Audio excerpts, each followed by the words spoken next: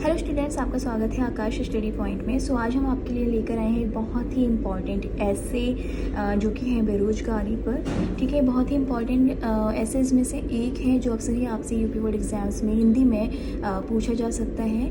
तो आज हम इसकी व्याख्या करते हैं। तो चलिए स्टार्ट करते हैं आज का निबंध, बेरोजगारी पर निबंध। प्रस्तावना, सबसे पहले हम इसका ओवरऑल पॉइंट ऑफ व्यू देख लेते हैं कि हम इसमें क्या क्या हेडिंग्स कवर अप करने वाले हैं। जैसे कि प्रस्तावना, बेरोजगारी का अर्थ, बेरोजगारी के प्रकार, कारण, बेरोजगारी दूर करने के उपाय, बेरोजगारी एक अभिशाप एंड उपसंहार। ठीक है, तो ये सारे पॉइंट्स हम इसमें कवर करने वाले हैं। तो सबसे पहले देख लेते हैं प्रस्तावना। प्रस्तावना में आपको इस तरह से लिखना है, मतलब मैं आपको एक एग्जाम्पल दे रही हूँ, आप इसके अकॉर्डिंग अपने कुछ पॉइंट्स भी इसमें ऐड ऑन कर सकते हैं। ठीक है, तो चलिए स्टार्ट करते हैं। प्रस्तावना में आप इस तरह से स्टार्ट कर सकते हैं, लगभग दुनिया के सभी देशों में बढ़ती जनसंख्या ने बेरोजगारी को आज एक विस्फोटक स्थिति में लाकर रख दिया है। बेरोजगारी किसी भी देश के विकास में प्रमुख बाधाओं में से एक है जो प्रगति के मार्ग को तेजी से अवरुद्ध करती है। हमारे देश में बेरोजगारी एक बहुत बड़ी समस्या है। बेरोजगार उन्हें कहा जाता है जो लोग कार्य करने के योग्य होते हैं परंतु फिर भी उन्हें कोई काम भी करने को नहीं मिलता है, जिससे उन्हें अपना जीवन जीने में कठिनाइयाँ होती हैं क्योंकि इन लोगों के पास पैसे नहीं होते हैं। ठीक है, इस तरह से आप एक प्रस्तावना दे सकते हैं कि आप किस तरह से उसका प्रस्ताव रख रहे हैं। ठीक है, अब इसके बाद देख लेते हैं बेरोजगारी का अर्थ क्या होता है। बेरोजगारी का अर्थ होता है एक कुशल और प्रतिभाशाली व्यक्ति को कई कारणों से उचित नौकरी ना मिलना ही बेरोजगारी है। अर्थात जब किसी व्यक्ति को अपनी जीविका के लिए कोई काम नहीं मिलता है तो उसे बेरोजगार कहते हैं और उसकी इस समस्या को बेरोजगारी कहते हैं। ठीक है, अब देख लेते हैं कि बेरोजगारी के प्रकार क्या क्या हैं। ठीक है, बेरोजगारी के प्रकार हैं छिपी बेरोजगारी, अल्प बेरोजगारी, खुली बेरोजगारी और इसको हम अनैच्छिक भी कह सकते हैं, ऐच्छिक बेरोजगारी, मौसमी बेरोजगारी, शिक्षित बेरोजगारी और चक्रीय बेरोजगारी। ठीक है, सो इस तरह से ये आपके हो गए प्रकार। अब हम एक एक करके सारी हेडिंग्स कवर करते हैं प्रकार की। छिपी बेरोजगारी का मतलब होता है ये बेरोजगारी प्रत्यक्ष रूप से दिखाई नहीं देती है, इसीलिए इसे छिपी बेरोजगारी कहते हैं। ये बेरोजगारी कृषि क्षेत्र में दिखाई देती है। यहाँ आवश्यकता से अधिक लोग काम में लगे होते हैं। यदि उनमें से कुछ लोगों को हटा भी दिया जाए तब भी उत्पादन में कोई कमी नहीं होगी। ठीक है, इस तरह की बेरोजगारी को छिपी बेरोजगारी कहते हैं। ठीक है, अल्प बेरोजगारी। अब बात कर लेते हैं अल्प बेरोजगारी का क्या मतलब होता है। जब किसी व्यक्ति को उसकी योग्यता से कम कार्य मिलता है अथवा जब कुछ ही समय के लिए काम मिलता है तो उस स्थिति को अल्प बेरोजगारी कहा जाता है। यदि किसी इंजीनियर को क्लर्क का काम दिया जाएगा तो उसकी योग्यता का पूरा लाभ नहीं मिलेगा। ओके, तो इस तरह की बेरोजगारी को बोलते हैं अल्प बेरोजगारी। अब इसके बाद बात कर लेते हैं खुली या पूर्ण बेरोजगारी अथवा अनैच्छिक बेरोजगारी। जब कोई व्यक्ति काम करने को तैयार हो लेकिन उसे काम ना मिले तो उस स्थिति को पूर्ण या खुली बेरोजगारी कहते हैं। भारत में पूर्ण बेरोजगारी बहुत अधिक है।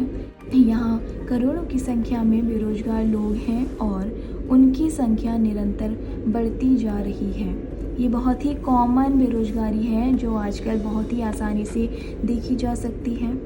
ठीक है, इसके बाद देख लेते हैं ऐच्छिक बेरोजगारी।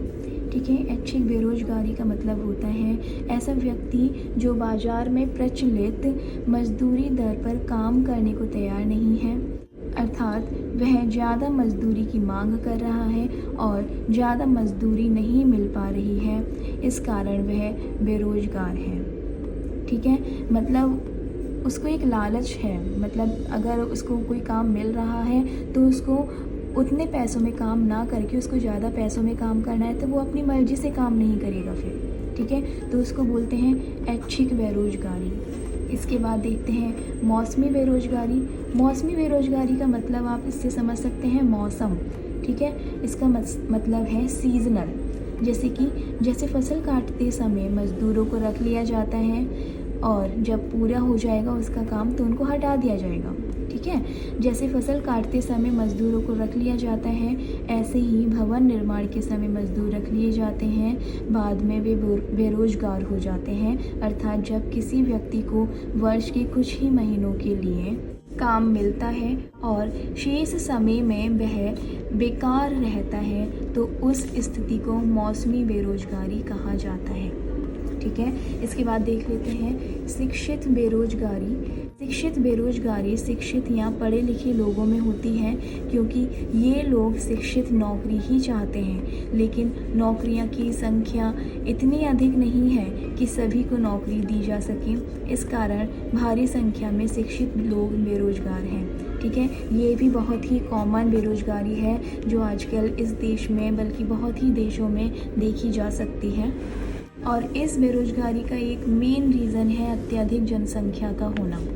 ठीक है, तो अभी देख लेते हैं दूसरी बेरोजगारी, चक्रीय बेरोजगारी किसे कहते हैं। इस प्रकार की बेरोजगारी अर्थव्यवस्था में चक्रीय उतार चढ़ाव के कारण पैदा होते हैं। जब अर्थव्यवस्था में समृद्धि का दौर होता है तो उत्पादन बढ़ता है, रोजगार के नए अवसर पैदा होते हैं, और जब मंदी का दौर आता है तो उत्पादन कम होने से कम लोगों की ज़रूरत होती है, जिसके कारण बेरोजगारी बढ़ती है। ठीक है, ये हो गया आपका चक्रीय बेरोजगारी। अब बात कर लेते हैं बेरोजगारी के एक्चुअली कारण क्या क्या होते हैं। ठीक है, जनसंख्या वृद्धि, दोषपूर्ण शिक्षा प्रणाली, नए रोजगारों की कमी, निर्धनता, कृषि क्षेत्र का पिछड़ापन, मशीनीकरण और कुटीर उद्योग में गिरावट। ठीक है, ये सारे कारण होते हैं आपके बेरोजगारी के। ठीक है, अब हम देखते हैं उपाय।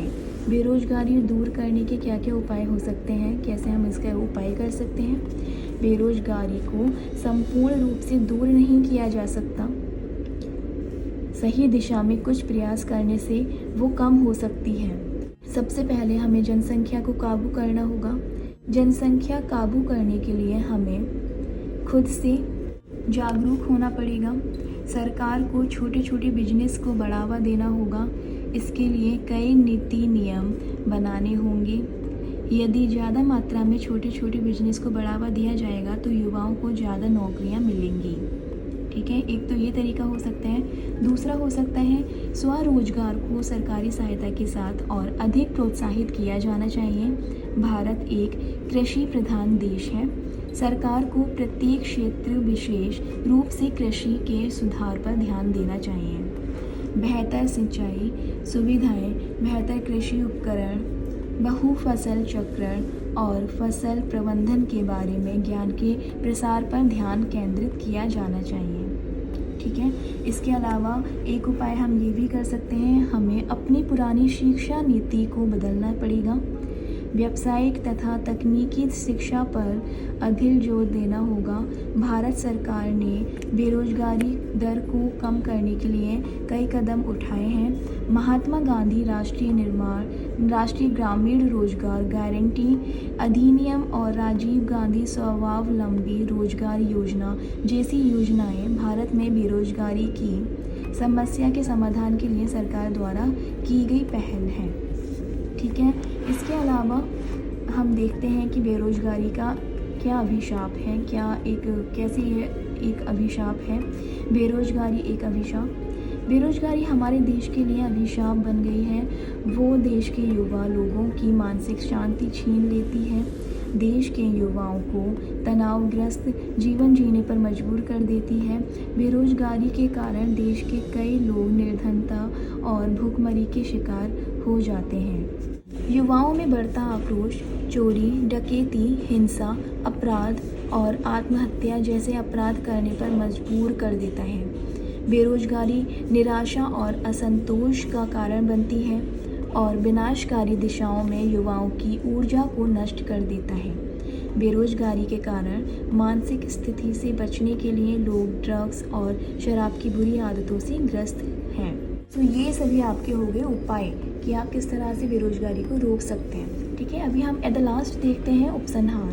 ठीक है, उपसंहार में आप कुछ इस तरह से लिख सकते हैं। भारत में बेरोजगारी एक गंभीर समस्या है। भारत में शिक्षा का अभाव, रोजगार के लिए पर्याप्त उद्योगों की कमी, शासन की नाकामी जैसे कई कारणों से बेरोजगारी जन्म लेती है। आज बेरोजगारी की स्थिति इतनी बढ़ चुकी है कि अगर इस पर अंकुश न लगाया गया तो देश की आर्थिक, सामाजिक, भौतिक एवं राजनीतिक दशा को हिला सकती है। यदि बेरोजगारी की बात भारत के परिप्रेक्ष्य में की जाए तो इसकी स्थिति बहुत ही खराब है। यदि इस स्थिति में सुधार होता है तो निश्चित ही रूप से हमारा देश विकसित देशों की श्रेणी में आ सकता है। ओके, सो स्टूडेंट्स, ये रहा आपका बेरोजगारी पर निबंध। हम उम्मीद करते हैं आपको ये निबंध अच्छी तरह से समझ में आ गया होगा, आपका अच्छे से रिवीजन हो गया होगा। ठीक है, अगर ये वीडियो आपके लिए हेल्पफुल रहा है तो इसको लाइक कीजिएगा और आप ये वीडियो अपने फ्रेंड्स के साथ, अपने क्लासमेट्स के साथ भी शेयर कर सकते हैं, जिससे कि उनकी भी आपके साथ हेल्प हो जाए। तो हम आपसे मिलते हैं अगली वीडियो में, और साथ ही आप हमें सजेस्ट कर सकते हैं कि आपको अगला कौन सा टॉपिक पढ़ना है। हम उस टॉपिक पर वीडियो बनाकर आपके साथ नॉलेज ज़रूर शेयर करेंगे। और अगर आपने हमारे चैनल अभी तक सब्सक्राइब नहीं किया है तो आप इसको सब्सक्राइब भी कर लीजिएगा, जिससे कि आपको हमारी वीडियोस की नोटिफिकेशन सबसे पहले टाइम से मिल जाए। तो अब हम आपसे मिलते हैं अगली वीडियो में। तो good bye and take care.